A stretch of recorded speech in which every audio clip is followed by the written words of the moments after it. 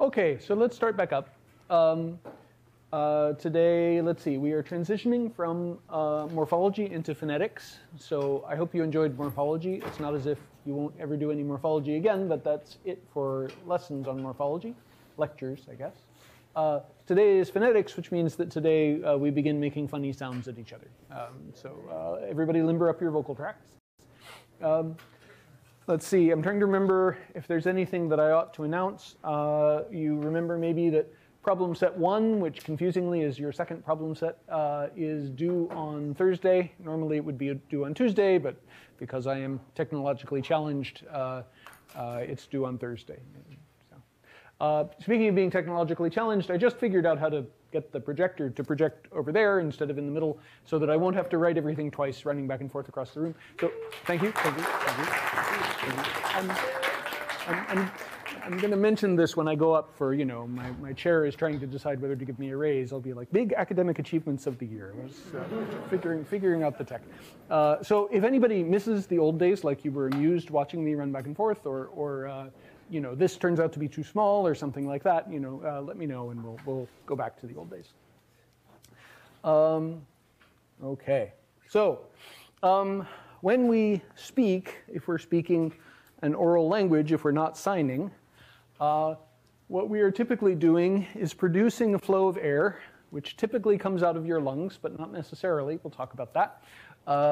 And it gets obstructed in various ways in the vocal tract. And so one standard way of talking about different kinds of speech sounds is to talk about where in the vocal tract the flow of air can get obstructed and how. And that's what we're going to kind of do. So first we'll talk about where. So one way of categorizing the various things that your vocal tract does to the airflow is by what's called place of articulation. That is, where in your vocal tract is the flow of air getting obstructed. So, for example, there are what are called bilabial sounds. These are sounds which are made with both lips. This picture over here on the right is what's called a sagittal section. That is, it's a picture of someone's head cut in half. Yeah, so that you can see the stuff that's inside. And those arrows are meant to get you to imagine that this person is making a sound by putting their two lips together. So that's what you do for the sounds that are at the beginnings of words like paint and bath and mouth and, well, wipe, where your lips don't touch, but they both move. Yeah, everybody feel free to confirm to yourselves in the privacy of your own mask that is what you're doing when you make these sounds. Now, next to the sounds, you know, so I have these words, paint, bath, math, and wipe, and then next to them I have these symbols in brackets. And they may not look at it, but these are extremely technical symbols. These are symbols of the International Phonetic Alphabet. So linguists have a system for writing sounds down so that we'll all know what kind of sound we're talking about when we're talking about sounds. Bless you, a lot of the symbols of the International Phonetic Alphabet resemble letters of the English alphabet. So we have started here with symbols that should all look kind of familiar. So the symbol for the sound at the beginning of paint is the letter P. Yeah, and so that's a symbol of the International Phonetic Alphabet. As we go along, we will be seeing weirder and weirder symbols from the International Phonetic Alphabet. So please enjoy it while it's easy. Yeah, so far so good. Yep. There are also what are called labiodental sounds. Labiodental sounds involve your top teeth and your lower lip. If you think about what you're doing at the beginning of a sound like face or vase, what you're doing, at least if you're me, is bringing your lower lip pretty close to your upper teeth and obstructing the flow of air there so that there's some turbulence. Yeah? There are, I believe, no languages in which labiodentals are made with your bottom teeth and your upper lip. It's a little hard to do. Face. We'll talk about other kinds of places of articulation that English doesn't use, but I think that one just doesn't exist. And again, two symbols of the IPA, which again are not going to be too hard for you to learn. Yeah, so the symbol for the sound at the beginning of face is an F, and the symbol for the sound at the beginning of vase is a V. Here we get our first two IPA symbols that are not letters of the English alphabet. These are interdental sounds. Interdental sounds are cross-linguistically not hugely common. We have them in English. They're very various dialects of Arabic that have them. Some of the Berber languages have them, but they're not, they're not all that common. These are the sounds at the beginnings of words like thistle and this, where you're sticking your tongue between your front teeth and making air flow out. Yeah. English doesn't spell these differently, at least not reliably, right? So we spell both of these with a TH. That's one of the reasons the International Phonetic Alphabet is there. It's so that we can unambiguously talk about what we're talking about. Yeah, so the sound at the beginning of thistle and the sound at the beginning of this, they're not the same sound. We'll talk about the difference between them shortly. Yeah, but at this point, maybe it's just clear they're not the same sound. So there are two different IPA symbols for them. The Greek letter theta is used for the sound at the beginning of thistle. And that second letter is an Old English letter. It's still used in Icelandic. It's sometimes called ev, and it stands for the sound at the beginning of this. Yep. Okay. Then there are what are called alveolar sounds. If you put your tongue, sorry, let me just talk first. If you put your tongue at the top of your mouth and kind of drag it, so put it first against your front teeth, and then kind of drag it backwards along the top of your mouth. If you're like me, you've got your teeth, and then there's this kind of flat-ish space, and then it kind of goes up. Yeah, so from your teeth, you go back, or there's a little plateau there. There's this little plateau there right behind your teeth, this gum ridge, and then your mouth begins to go up higher. Yeah, that ridge is called the alveolar ridge. And if you put your tongue there, then you are all set to make sounds like the sound at the beginning of the word teeth, or duck, or nail. And for sounds like sail and zoom, again, you're not actually touching that position. We'll talk more about the difference between S and T in just a second. But they're both alveolar sounds. Your tongue is pointing in the general direction of your alveolar ridge. Everybody have that sensation? You should all be exploring the insides of your own heads right now. Yeah, it's clear. Okay. There's a type of sound that has been called alveopalatal. It's also called postalveolar. I'll call it postalveolar. If you think first about an S, and then you think about a sh, the sh at the beginning of ship. If you go back and forth between them,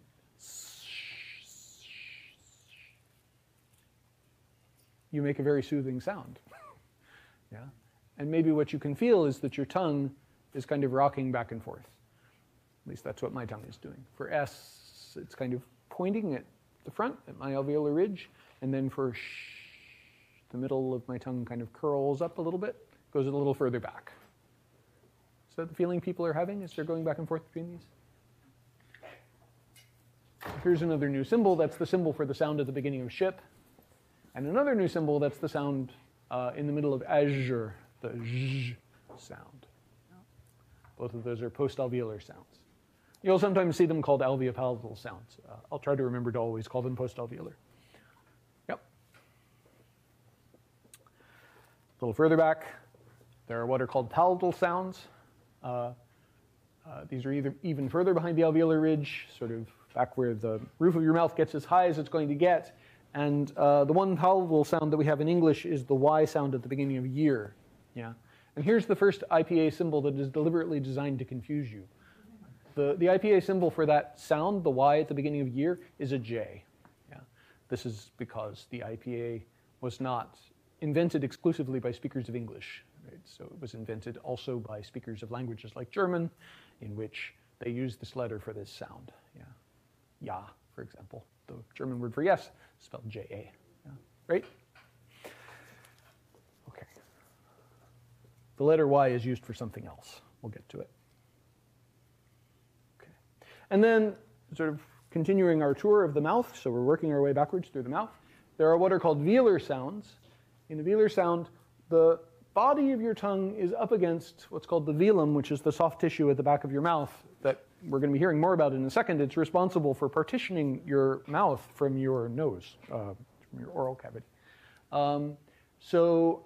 That's the place that your tongue is touching when you say the sounds at the beginnings of words like kernel and caught and gone And when you make the nasal sound at the end of a word like sing, so if you think about where your tongue is, it's up in the back there.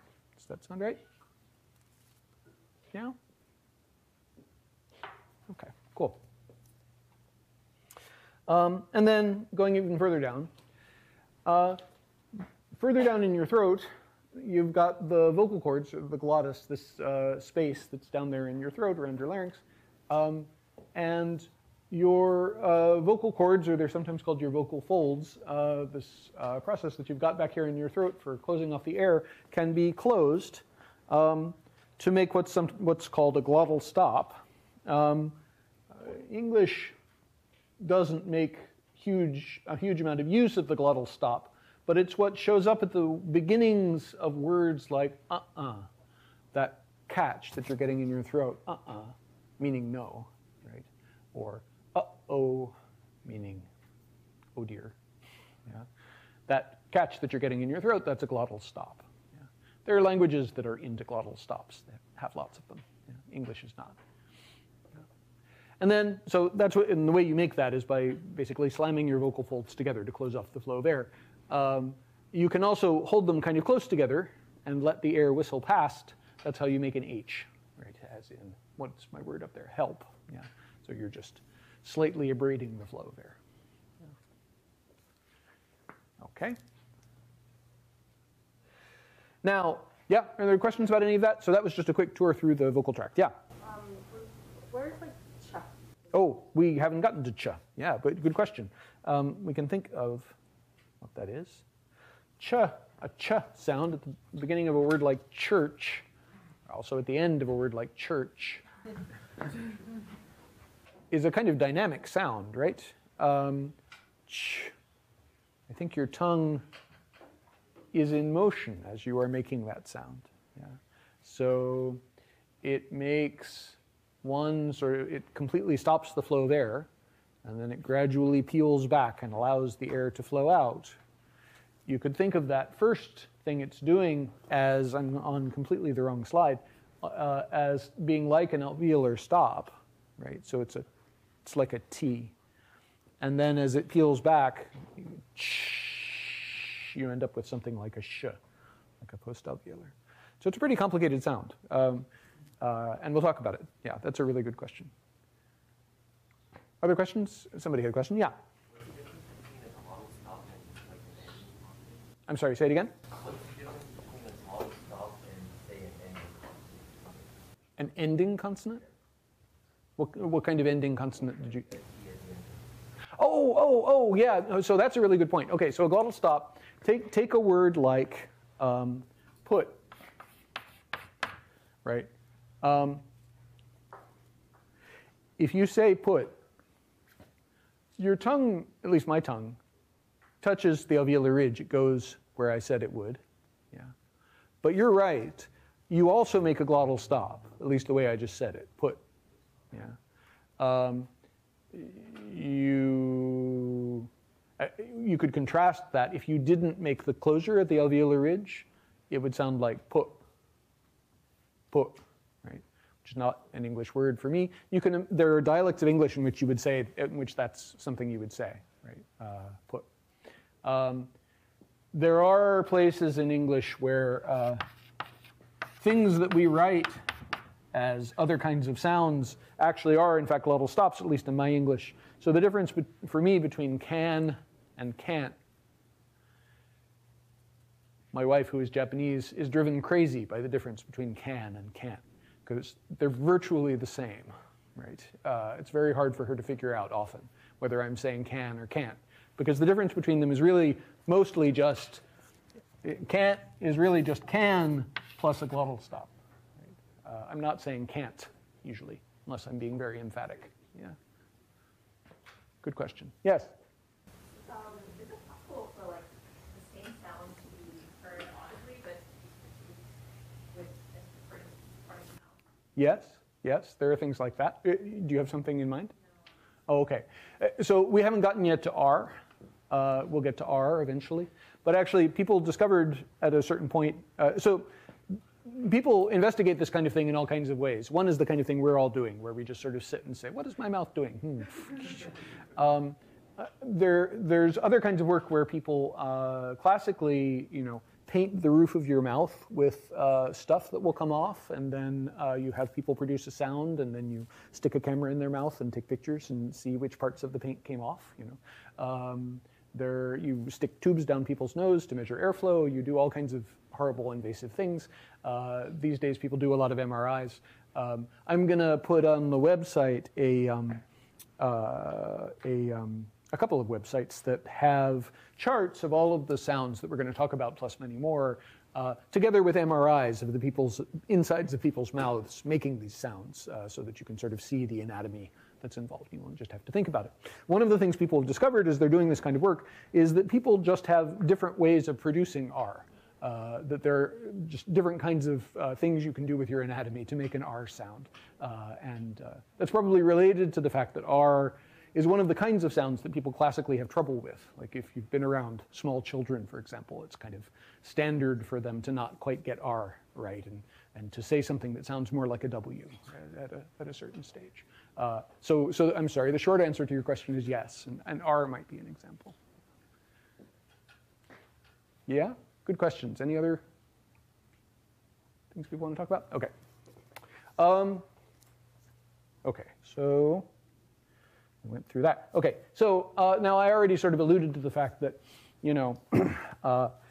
I had these slides that had various places of articulation on them, but of course each slide had multiple sounds on it.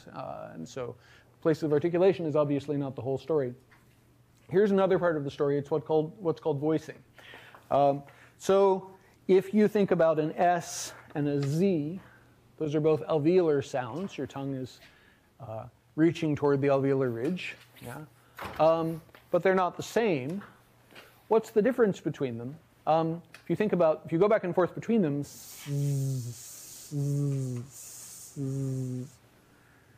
you can feel a buzzing. And if you put your hand right here, if you put your hand right here, yeah, right here on your throat, then when you make the zzz sound, you can sort of find the source of that buzzing. It's right there in your larynx. Yeah.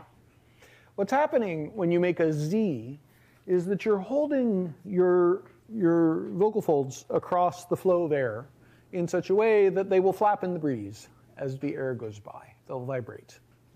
That's like whistling with a blade of grass, right, or playing a reed instrument, right? It's you're getting something to vibrate really fast, and that's what you're hearing. That's that buzzing sound that you're hearing and feeling if you put your hand right here. Yeah, when you're doing a Z, we say that Z is voiced and that S is voiceless. Yes, it's a distinction in voicing. Yes. Yeah. So the difference between cats and dogs. Yeah. So exactly, I was going to get to that later, but yes, that's exactly it. So what's the difference between a cat and a dog?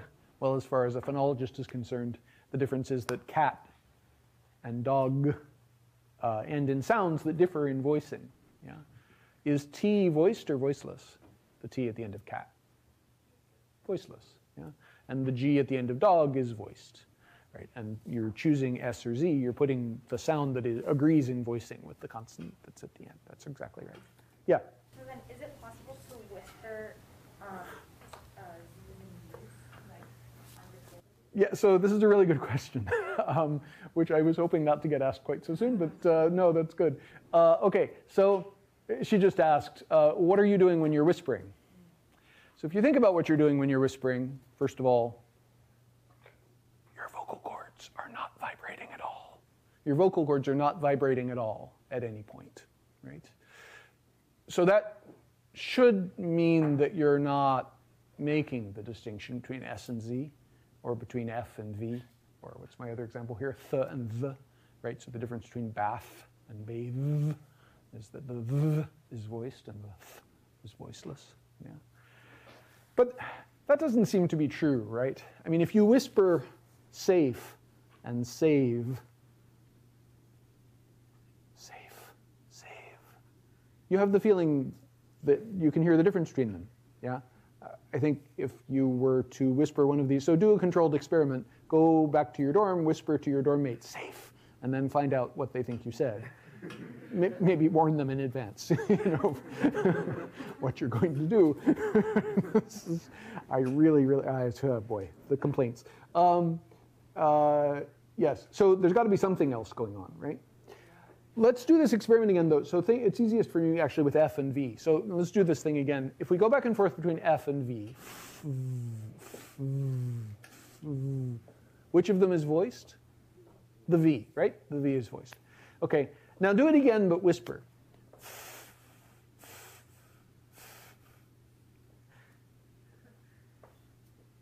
Does anybody feel a difference between F and V? I mean, not here, right?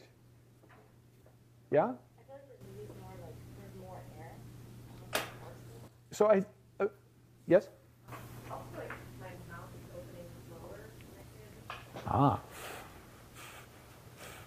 Yeah, there might be a difference in the aperture of your mouth. I think you're right. And I think you're right, too, that there's a difference in how fast the air is flowing. For me, I actually have the opposite of your feeling. For me, there's more air when there's an F and less air when there's a V. I don't know. Yeah? I don't know if it's just me, but when I say V, my lips are a little narrower. Ooh.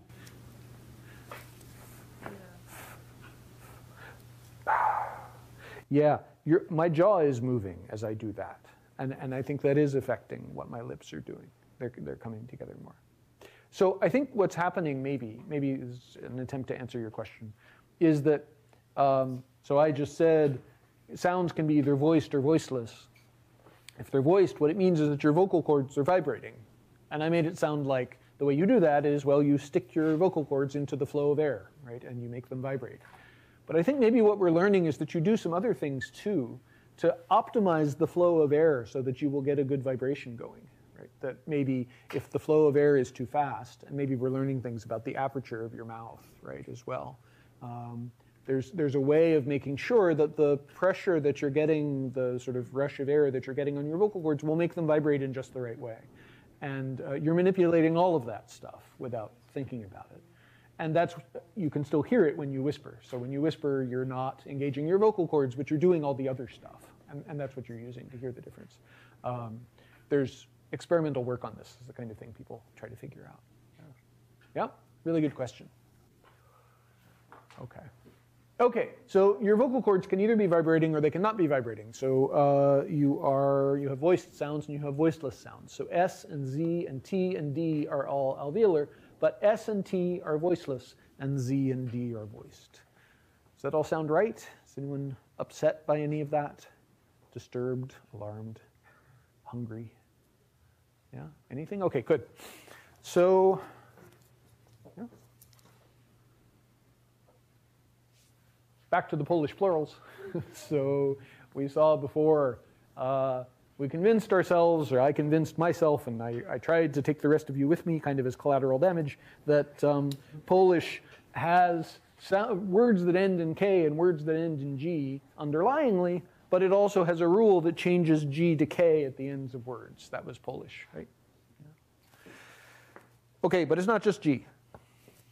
So we can see some other pairs of words. I don't have any more minimal pairs for you, but you can see there's the same general tendency that if we look at singulars in Polish, that they can end in sounds like K or P or T or S, right? That's what we're seeing in these pairs. And that when you pluralize them, some nouns that end in P still end in P when you add the E, the suffix, like corpse, but some change the P to a B. Yeah, and the same deal for these other ones, right? So what we're learning is it isn't just that G becomes K at the end of a word in Polish. There's this more general thing. What's the more general thing? What's going on here? What's the difference between G and K? So they're both velar. Yeah. Yeah, which one is voiced? The G, yeah.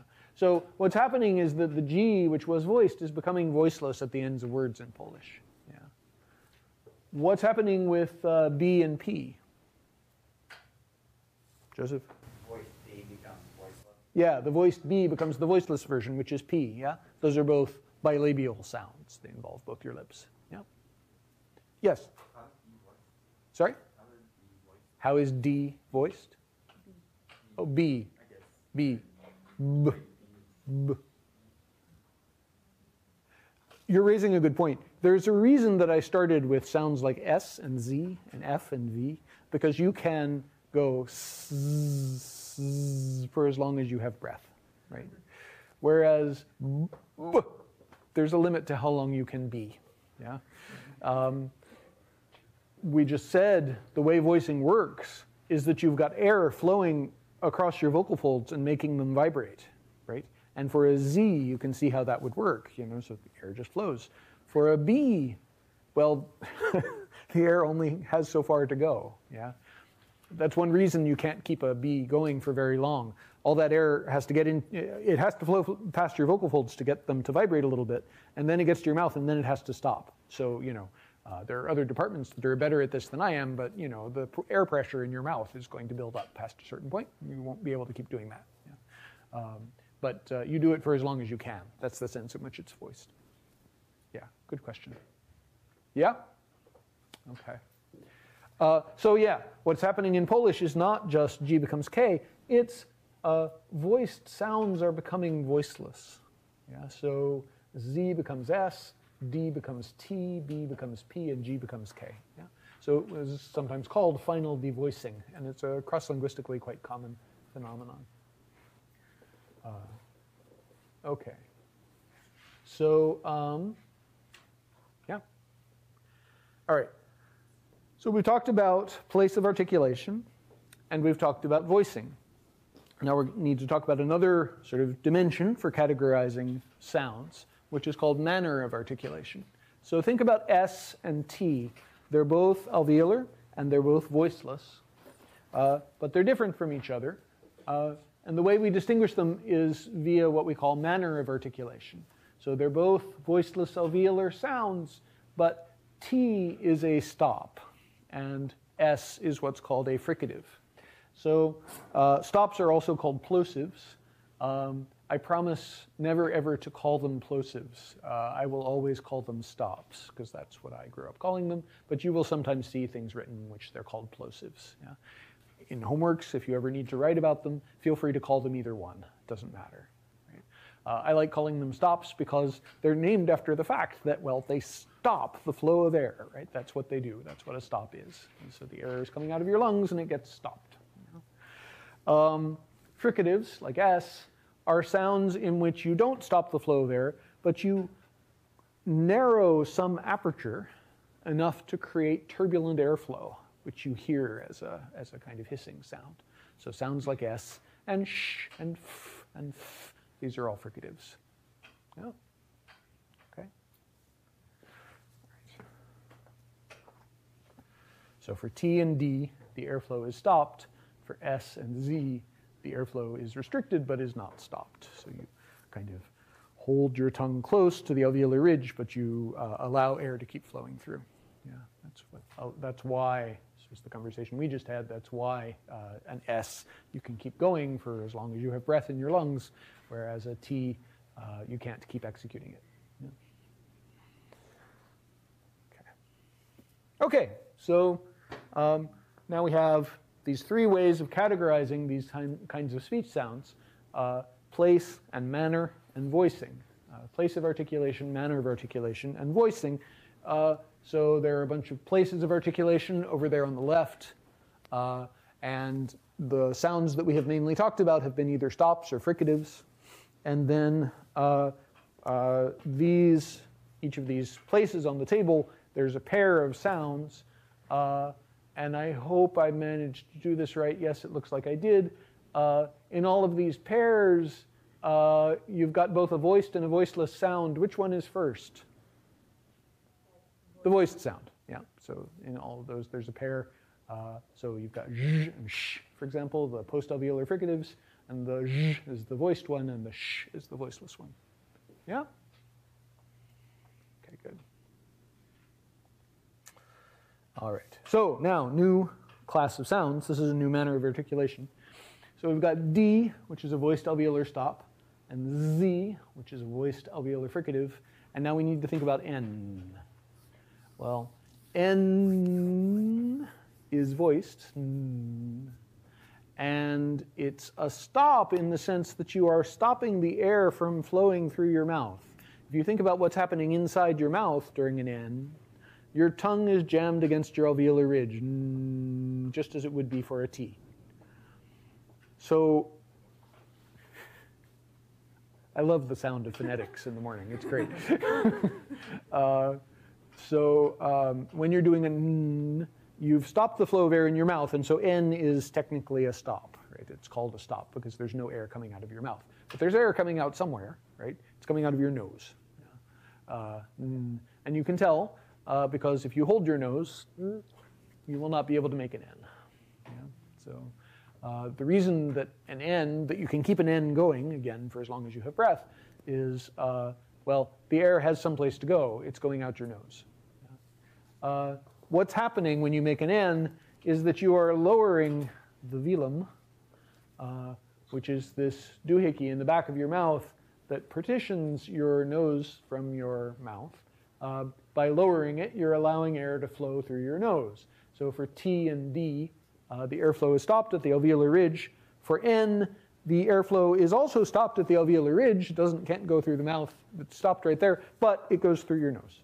So this is a nasal stop, voiced alveolar nasal. People often just call them nasals because nasal fricatives are messy.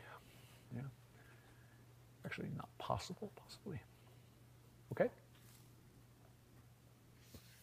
So let me go back. N is an alveolar nasal. What would a bilabial nasal sound like?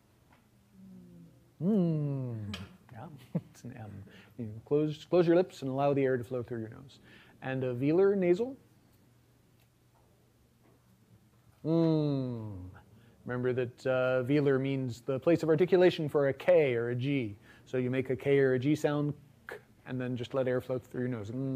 That's the sound at the end of a word like song, right? Or king. You're making a velar nasal. Yeah?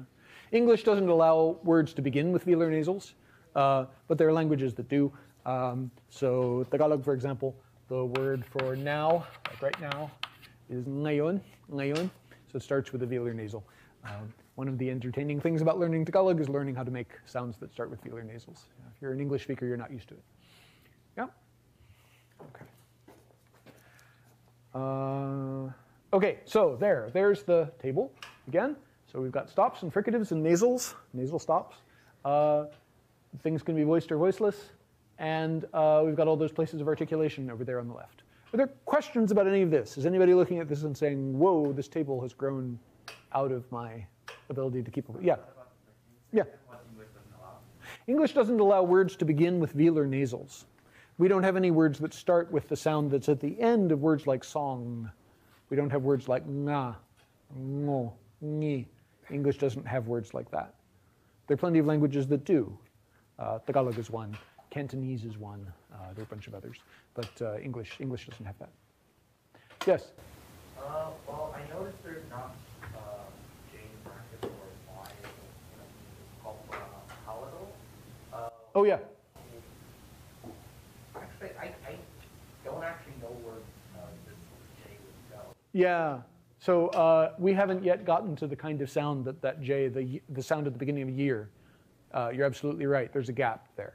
And I put the palatal line there partly to get you to ask exactly that kind of question. So one of the points of this table, it's kind of like when the periodic table was first invented, I guess. So we have this system for categorizing sounds. And now we get to look at it and say, well, wait, why isn't there anything there or there? Right? And what would it be like if it were there? And we'll do a little bit of that in a second. Yeah. But yeah, you're right. So we haven't yet talked about the kind of sound that the IPA symbol J, the sound we usually write with Y in English, the sound at the beginning of year, we haven't put that on the table yet. You're right. It's not a stop, right? It's also not a fricative because you're not making any turbulence in the airflow, and it's not nasal. So it's another kind of thing. We'll get to it. Good question. Other questions about this? Okay. All right. So, yeah, okay. So this way of classifying the sounds leads us to wonder about gaps. This is, yes, thanks, Norvin. Yeah, you set that up nicely. So let's think about some of these gaps. So English, for example, has bilabial stops, P and B, and it has a bilabial nasal, an M, but it doesn't have a bilabial fricative. What would a bilabial fricative sound like? It would sound kind of like blowing out a candle, right? You open your lips just enough to let some air come out and then blow. That's a bilabial trill. We will get to that. Either that or you were just having fun. I'm not sure. There are languages that have that.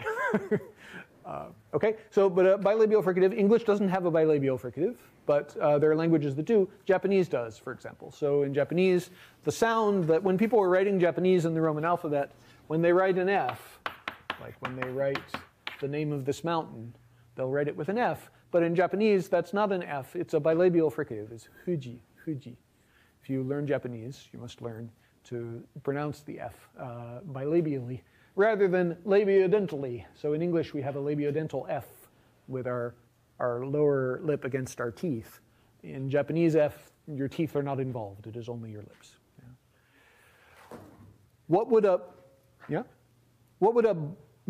bilabial fricative sound like? Is this a voiced or a voiceless bilabial fricative? Voiceless. What would it sound like if it were voiced? And that exists too. There are dialects of Spanish, for example, that have that between vowels. If you have the letter B between vowels in words like abuela, that B has that sound, a voiced bilabial fricative. So moving across the chart, I've got a nasal stop there. Is that nasal voiced or voiceless?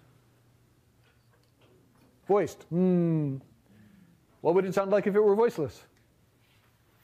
I should step back. Yeah, English doesn't have that. But there are languages out there that do.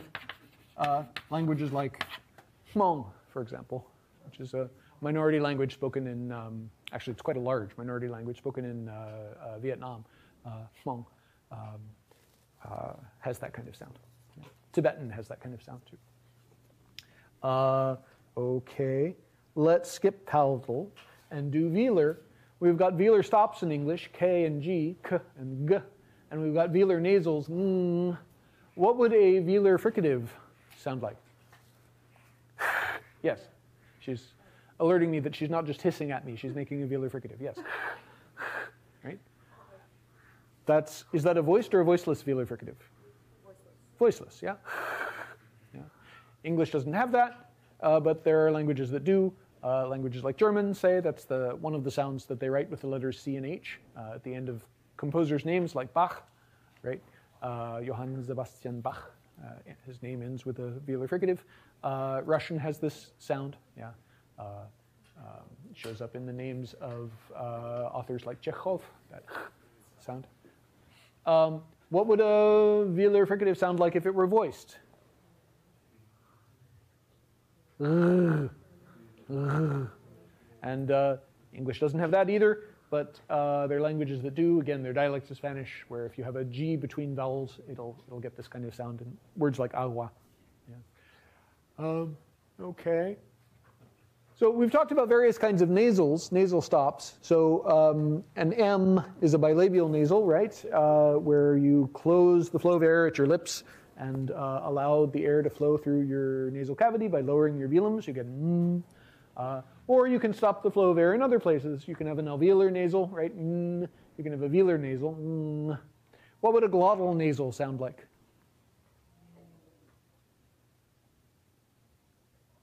Trick question. You would need surgery. Yeah. So the way nasal stops work is you're stopping the flow of air somewhere in your vocal tract, but you're allowing the air to flow through your nasal cavity. Right? That's what a nasal stop is. Here, let's get back to one of these sagittal sections. So that N there, right? What you're doing is you're stopping the flow of air there at the alveolar ridge, right? But you're lowering the velum to let the air flow through. Or an M, you'd be closing the flow of air at your lips and lowering your velum to let the air flow through. Or velar nasal, like at the end of king, Yeah, you're making a closure at the velum, but you're also lowering the velum and letting the air flow through. A glottal nasal, you'd have to stop the flow of air down there at the vocal folds and let the air go through your velum. But if you're stopping it down there, it can't be going through your velum. Yeah. So you would need, again, as I say, there are unethical surgeons who would modify you so that you could make glottal nasals. You need extra ways to get air to flow through your nasal cavity. I'm not recommending this, by the way. No? Okay. All right. Cool. So those are some of the gaps. Oh, and I flagged a gap that I didn't talk about. Sorry, a couple gaps.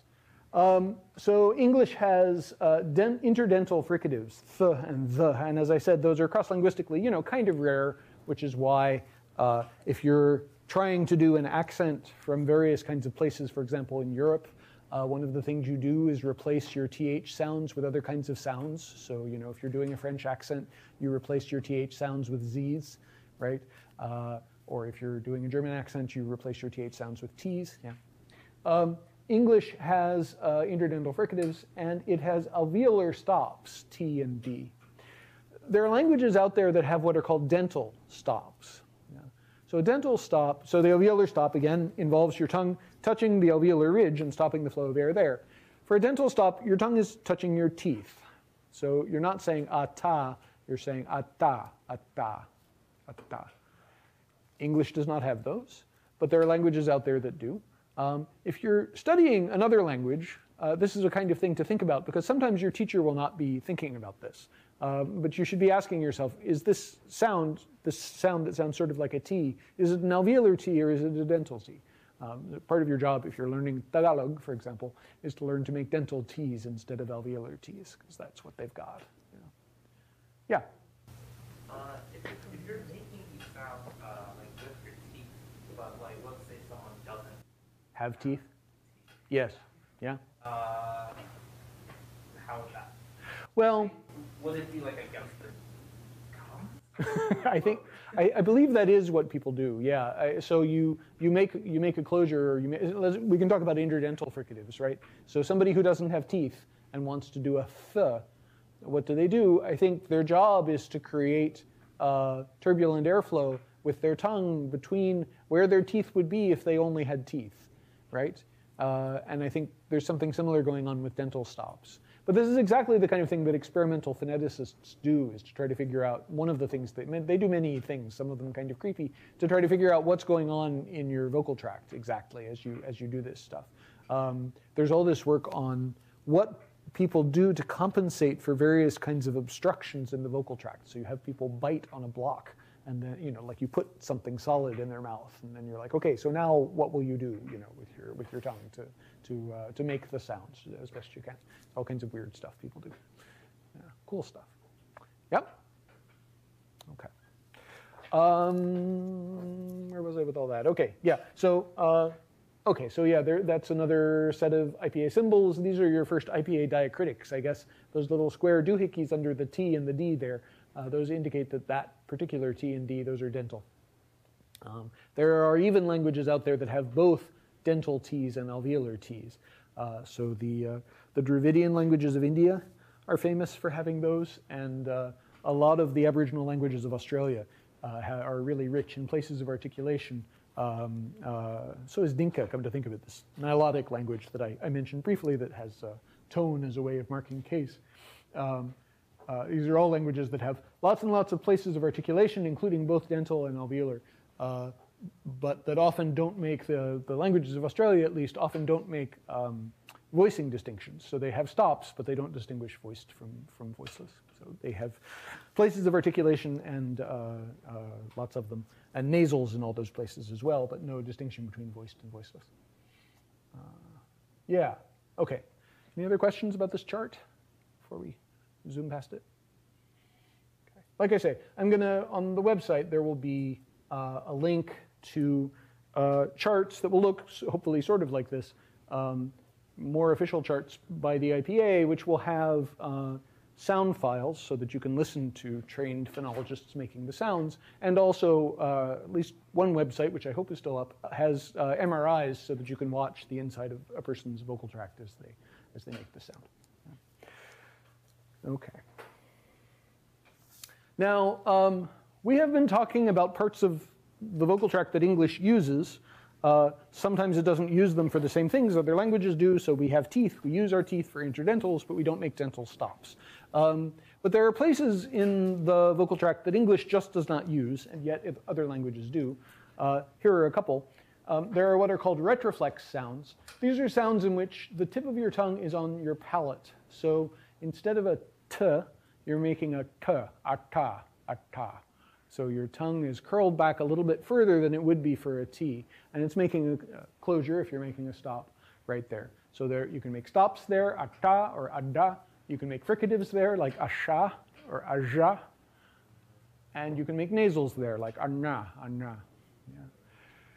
Retroflex sounds are very popular in India and Australia and Indonesia. They're all over the place. Yeah?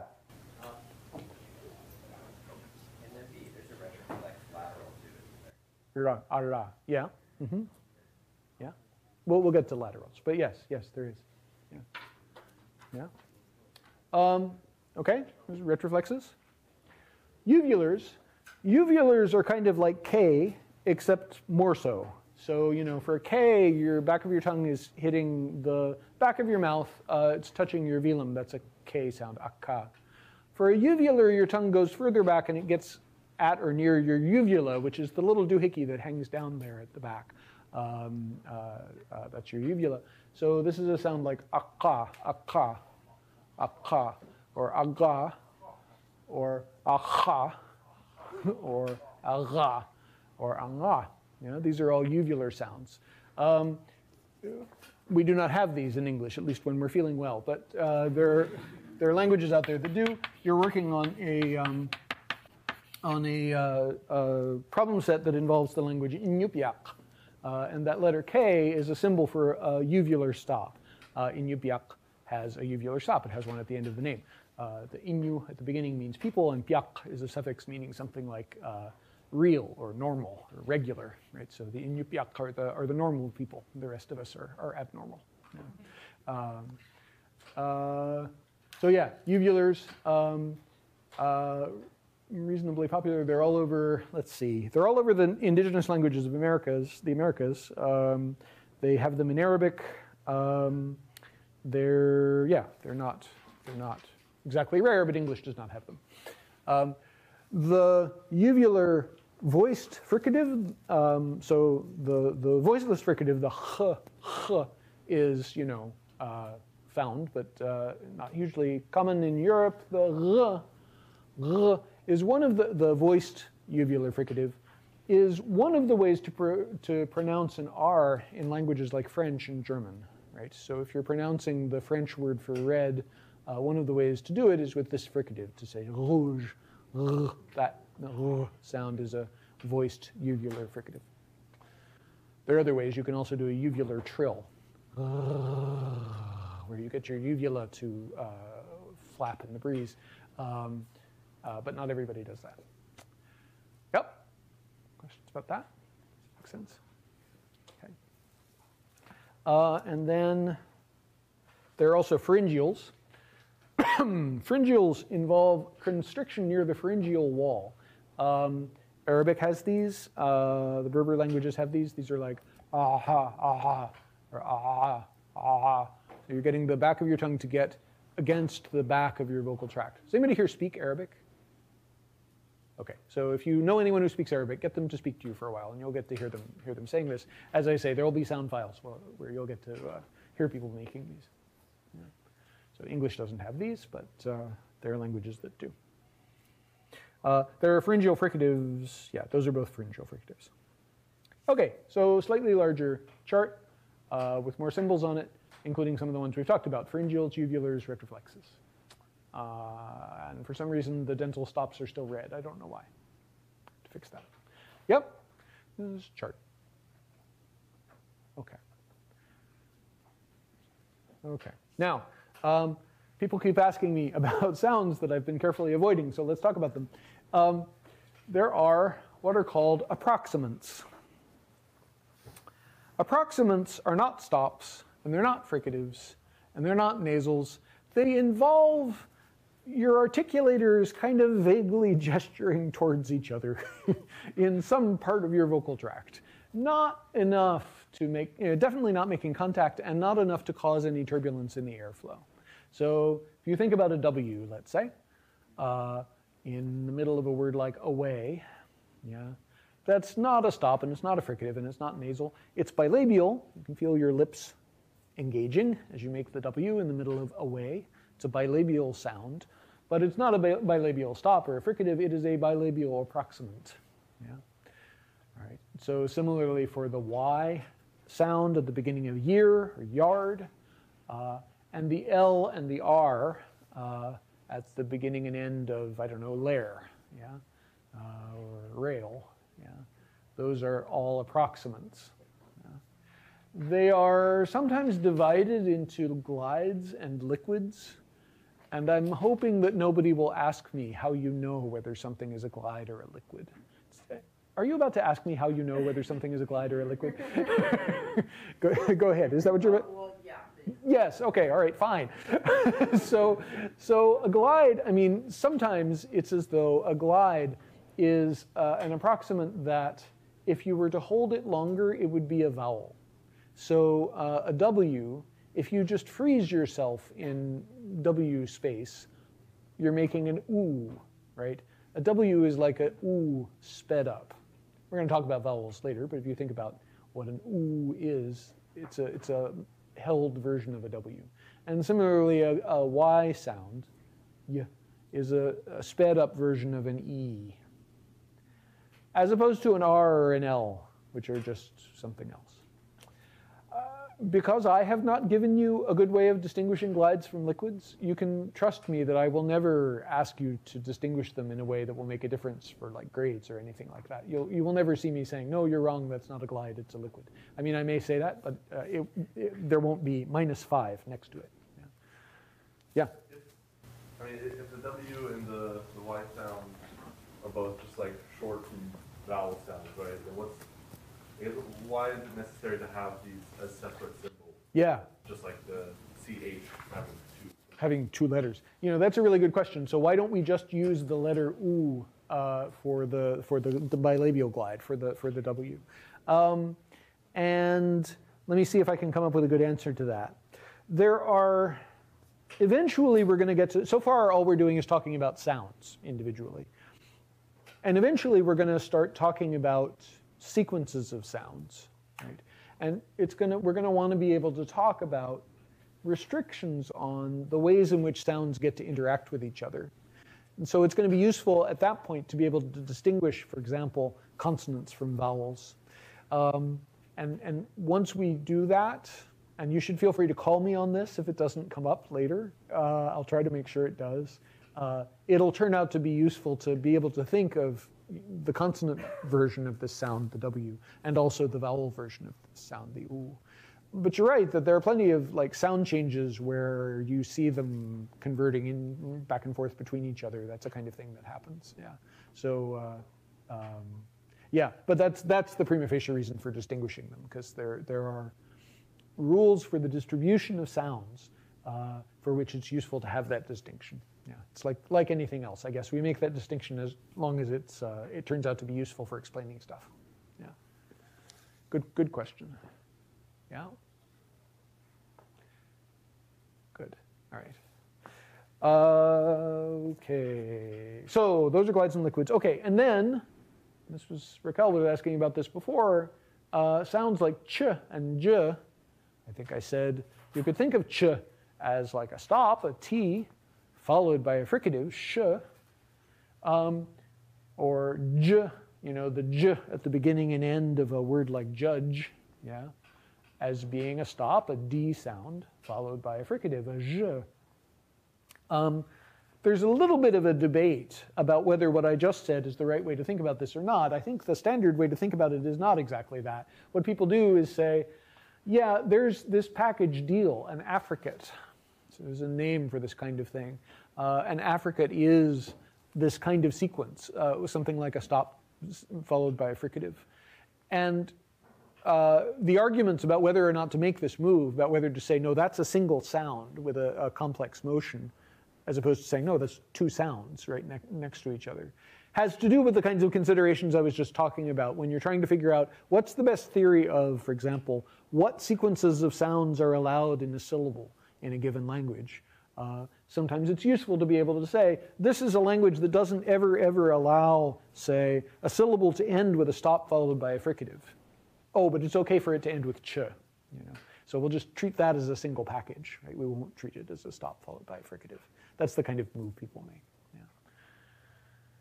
Yeah. So, terminology. Okay?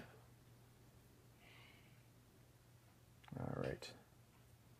So I've made the table wider. There are glides like w and y. There are some other glides there, which I can try to read to you. What would a labiodental glide sound like? What's a labiodental fricative? A voiced labiodental fricative? V, right? Like a V sound. So can you try to make a labiodental glide, maybe between vowels? It's going to be something like Allah, Allah, Allah. English doesn't have those. I believe Hindi does. So there are languages out there that have labiodental glides. Similarly, there are velar glides, Allah, Allah, Allah, where your tongue is just kind of vaguely gesturing in the direction of your velum. Yeah.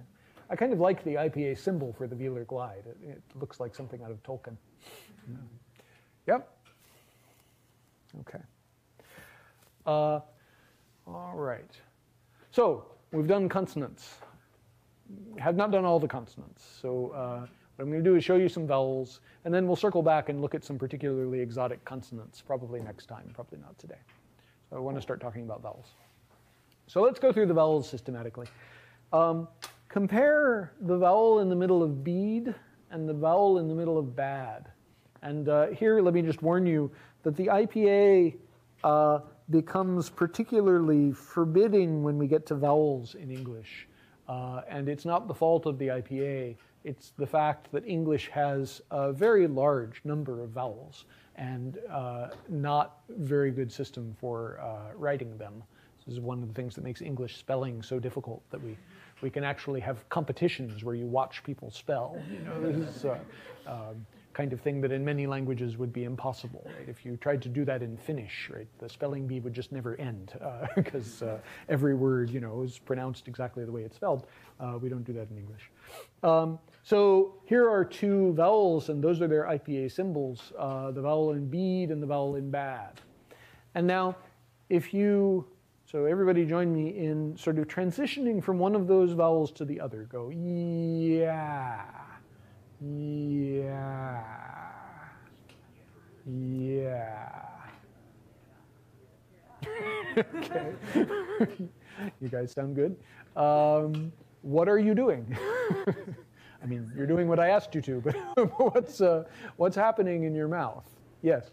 The second vowel is more open. Yeah, the second vowel is more open. You're opening your mouth a little bit more. What are you doing with your tongue? Releasing it from the top. Yeah, it's lowering. It's going from the top to the bottom. Yeah, I think you guys are both right. So for E, your tongue is sort of tense and it's up there at the top of your mouth. And then for ah, your tongue drops, right? In fact, drops so far that it drags your jaw down with it, right? Or maybe there's a more reasonable way to say that. You lower your jaw so that your tongue can go even further down. Yeah? So one way of classifying vowels is in terms of height. So we talk about the high vowel like heat and the low vowel like hat, and there are vowels in between like the vowel in hate. That vowel is called mid. Yeah? So we have high vowels and we have mid vowels and then we have low vowels.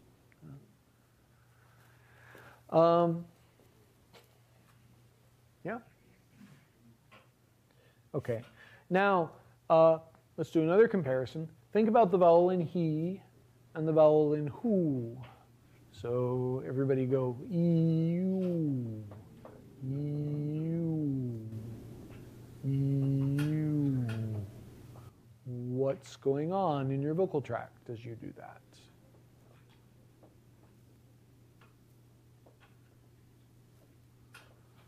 What's the difference between E and oo? Your lips are definitely involved, yes. So for oo, your lips are like this, right? Your lips are rounded. For the oo, that's absolutely right. Yeah. And then for heat, they're not. Yeah. In fact, that's why when you take photographs of people, you have them say something with an E vowel in it, like cheese, right? It's to get them to not round their lips. But you're doing something with your tongue, too, as you go from E to oo. E, oo. What are you doing with your tongue? Yes? Moving it forward and bottom forward. Wow. So let's start with E, where is your tongue? I mean, it's in your mouth, but where is it? Where is it pointing? It's kind of high, right? E.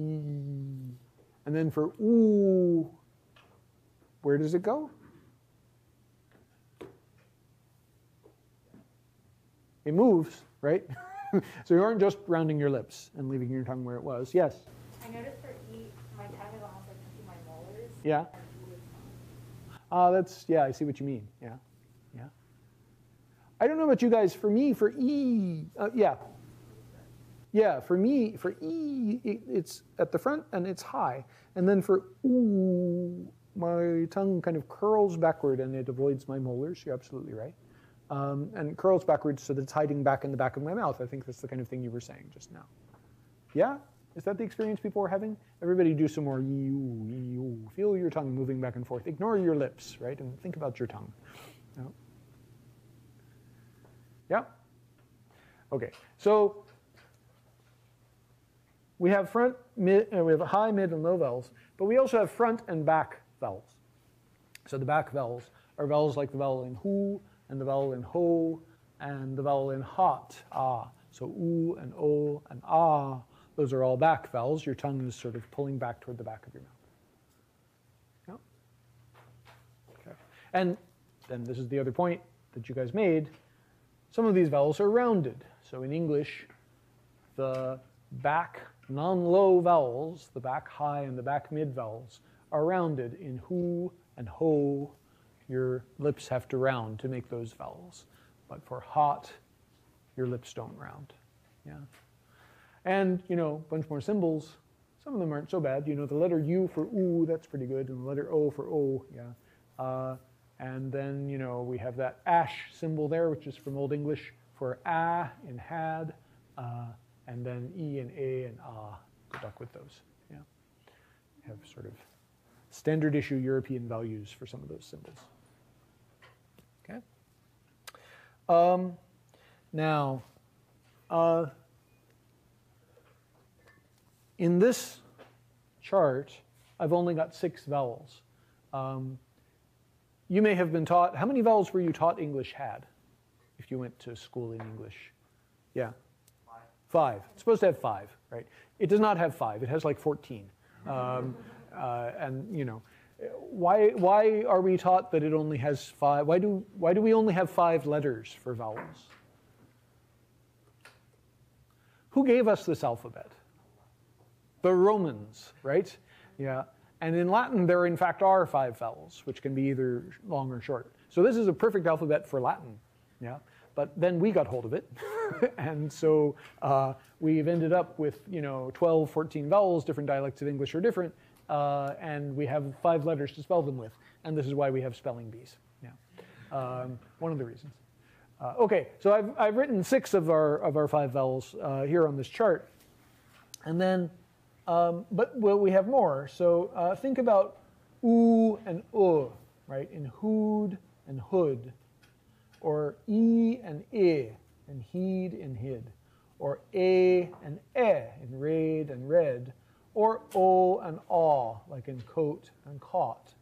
There are various ways of talking about this distinction. But one way is like this. We say that there's a distinction between what are called tense vowels and what are called lax vowels. So oo is a high back rounded tense vowel. And if you go back and forth between oo and oo, the idea is basically what you're doing is relaxing.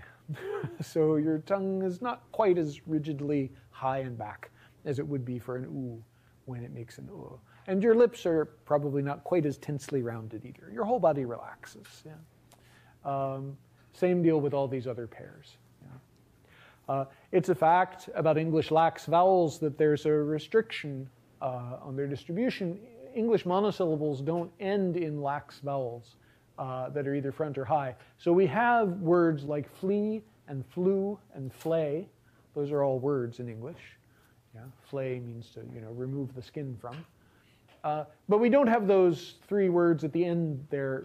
I've given them stars to remind us that those are not words that we could have in English. Anybody want to attempt to pronounce them? Yeah. Wait, which ones I was going to ask? Oh, sorry, you were going to ask a question. Go ahead. What about schwa? We haven't gotten to schwa. Okay. Yeah, there are more vowels. Yeah. So those last three, if they were English words, they would be fle, flu, and fle, right? Well, we don't have words like that. Yeah, English doesn't have words that end in I or or eh, with the possible exception of meh. Yeah. So if we don't count that as a word, then English doesn't have monosyllables that end in these vowels. Yeah. Okay. And then you wanted to know about schwa. Those are sometimes called central vowels. So the first vowel in machine is a schwa. It's not high or back. It's not front. It's not high or low. It's kind of mid and central. And then dove is pretty similar to schwa and is sometimes represented with that wedge shape there. In fact, it's called a wedge. Not all speakers of English distinguish schwa from wedge. I do. So for me, the vowels in above are two different vowels above. But there are, speakers of English for whom they're the same. No? Similarly, we go back to an earlier slide. Not every dialect of English has all of these vowels or has them all in the same places. So I speak a dialect of English in which caught and cot are different, have different vowels in them. Does anybody pronounce those words the same? Yeah. I pronounce them the same, but I have a question. Yes. You said that they can't, like English monosyllables can't end in last vowels. What about like law? Like I know that ends in Yeah. consonant, but it's the same sound. Yeah. That's, so what did I say? They can't end in lax vowels that are either front or high. You're absolutely right. There are ones ending in aw, like law. Yeah, absolutely. Or flaw. Yeah. There are people who pronounce caught and cot the same. For me, those are two different vowels. Yeah, can you pronounce them for us? Caught and caught. Okay, cool. Did you say them in the same order or a different order? It didn't matter. It doesn't matter. Okay, good. I pronounce those three words, Mary, Mary, and Mary. I pronounce them the same. There are dialects of English that have different pronunciations for some of them. Does anybody pronounce these words differently? Yeah. Mary, Mary, and Mary. Mary, yeah. So there are people for whom the vowel in the last one is more of an ash. It's like a Mary. I associate that with like New Jersey. You're from New Jersey, yeah. Yes. I'll pay you later. Okay, yeah. Okay, we've now sort of rocketed through a bunch of consonants and the vowels. We're just about out of time. Let me just give this to you as an exercise, and then we'll stop. Anybody want to try to pronounce the first of those?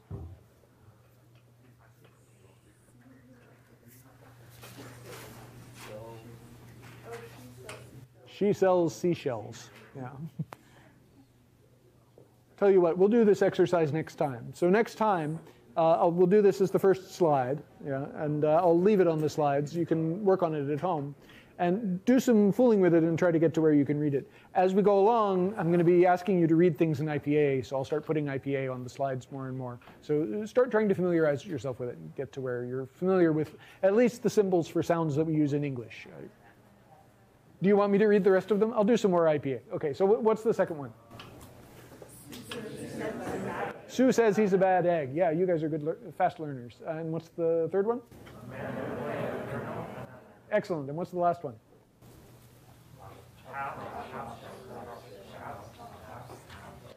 Yeah. Top chopstick shops stock top chopsticks. Yes. Got that from book of tongue twisters. Okay, good. So let's leave it there, and we'll come back to this next time.